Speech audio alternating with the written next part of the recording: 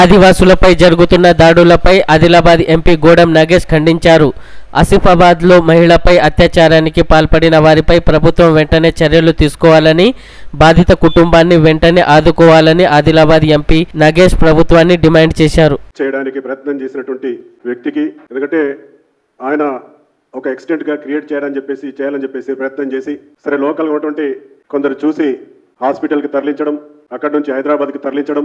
ఇక్కడ ఆమె స్పృహ వచ్చిన తర్వాత చాలా క్లియర్ కట్ గా మగ్దుమ్ అనే వ్యక్తి నాపై హత్య ప్రయత్నం చేశాడు అని క్లియర్ గా చెప్తున్నా.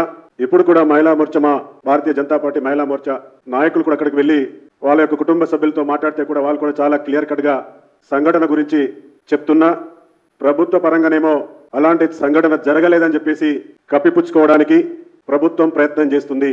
మేము ఒకటే డిమాండ్ చేస్తా ఉన్నాం, ఈ సంఘటన చేసినటువంటి వ్యక్తికి పూర్తిగా కఠినమైనటువంటి చర్యలు చేపట్టాలని, ఆ ఆదివాసీ కుటుంబానికి వారికి సాయం చేయాలని, రక్షణ ఇవ్వాలని.